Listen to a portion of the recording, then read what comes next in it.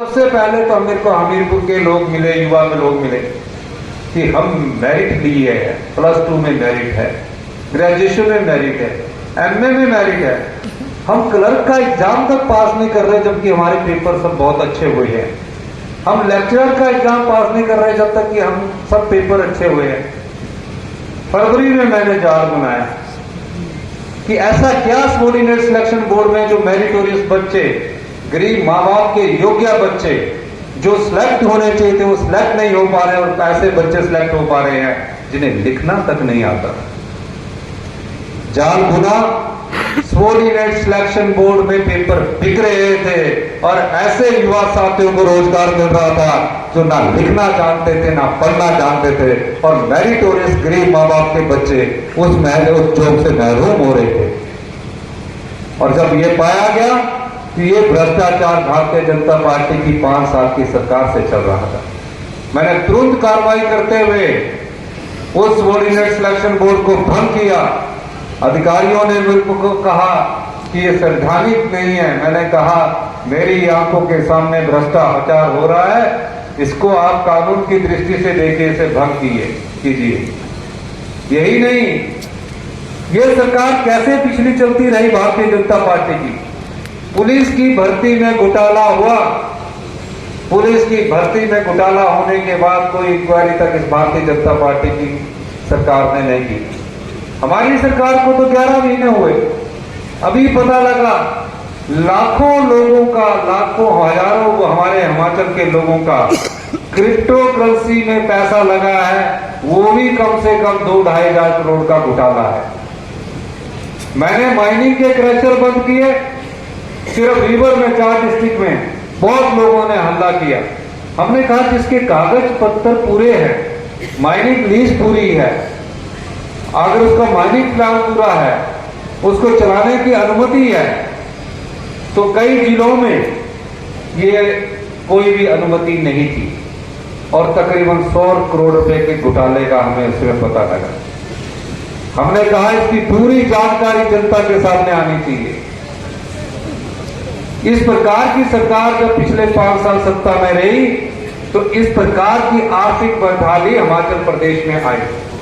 हमने राजस्व को कैसे बढ़ाना है, आम आदमी पर टैक्स ना लगे, गरीब आदमी की जेब से पैसा ना खींचा जाए।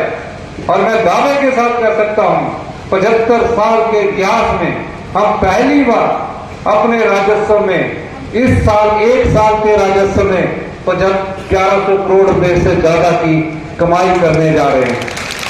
ये कमाई का पैसा किसान के काम आएगा, महिलाओं के काम आएगा, जो अनाथ बच्चे हैं उनके काम आएगा। हमारी सरकार इस दृष्टि से काम कर रही है। 4000 घर पूर्णतः क्षतिग्रस्त हो गए हैं। फिर बात आई कि भारत सरकार तो 1,30,000 देती है, हमने उस कानून को ही बदल दिया। हमने कहा हम भारत सरकार के रिलीफ मैनुअल में नहीं जाएंगे, हमने कैबिनेट बनाई, कानून बदल दिया। कहा जो आंशिक रूप से टूटे हुए घर है उसको तो आप सिर्फ 4,000 रुपया देते हैं। हमने कहा नहीं, 4,000 नहीं, 1,00,000 रुपया देंगे। कहते जो फसल नष्ट हो गई है उसके लिए 3,100-1,500 रुपया करनाल देते हैं। हमने उस कानून को भी बदल दिया और कहा कि 5,000 रुपया पर करनाल के हिसाब से जब फसल नष्ट हुई वो पैसा हम देंगे।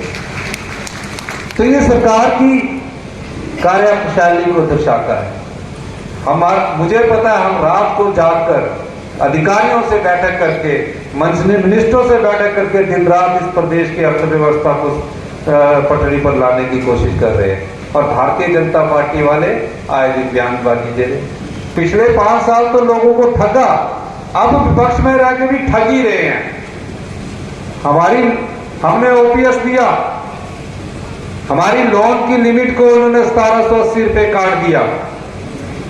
जब हमें लोन ही सिर्फ इस साल 23-24 में हमें लोन ही सिर्फ 6600 करोड़ रुपया मिलना है।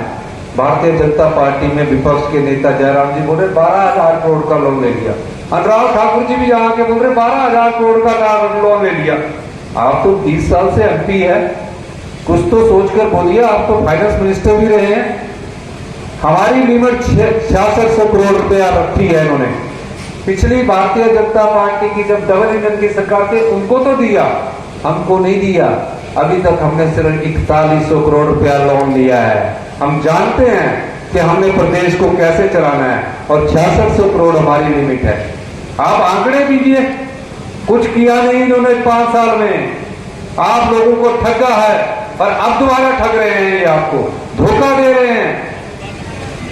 जो झूठ की राजनीति पर अपनी राजनीतिक रोटियां सेकते हैं, हम वो लोग हैं जो आम जनता से, गरीब परिवार के लोगों के साथ सीधे तौर पर जुड़ना चाहते हैं, उनके दुख दर्द को बांटना चाहते हैं। कि मोदी जी से भी मैं मिला, होम मिनिस्टर साहब से भी मैं मिला, मैंने कहा हिमाचल के पास आय के साधन बहुत कम है, आप हमारी मदद कीजिए।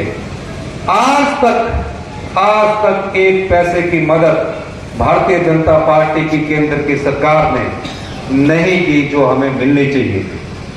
मैं ये बात इसलिए कह रहा हूं, जो हमारा अधिकार था, जो बजट में एलोकेशन था, एनडीआरएफ के तहत वो पैसा आया। अभी हमने 95 करोड़ रुपए का क्लेम भरा है, उस क्लेम के भी अभी हमें 4500 करोड़ रुपए मिलना है, वो भी नहीं मिला। यही नहीं, आप संसद चुनकर भेजते हैं, 4 संसद चुनकर के 3 बीजेपी के सांसद है वहां।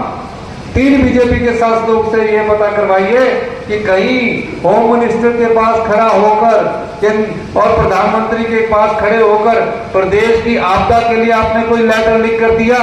आज तक ये लेटर उन्होंने लिख कर नहीं दिया। एक भी फोटो दिखा दीजिए। तो किस लिए आप चुनकर जाते हैं? संसद में आप आवाज नहीं उठा सकते। सत्ता का केंद्र ये नहीं है कि मैं सत्ता में आ गया। सत्ता का मतलब है कि आप लोगों की सेवा कीजिए। कहां आपने लोगों के लिए आवाज उठाई? प्रदेश के प्रतिष्ठित भूषण ज्वेलर्स इस फेस्टिवल सीजन में ग्राहकों के लिए लाए हैं गोल्ड फेस्टिवल धमाका। इस योजना के अंतर्गत ग्राहकों को आभूषणों की खरीद के साथ साथ लाखों रुपए के आकर्षक इनाम जीतने का भी मौका है।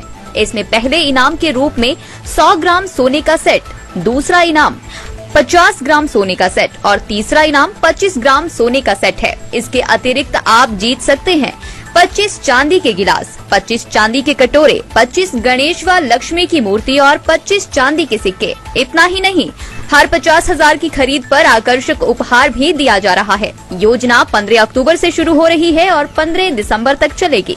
तो इस गोल्ड फेस्टिवल धमाका का लाभ उठाने के लिए पहुंचे भूषण ज्वेलर्स के लोअर बाजार सोलन स्थित शोरूम में।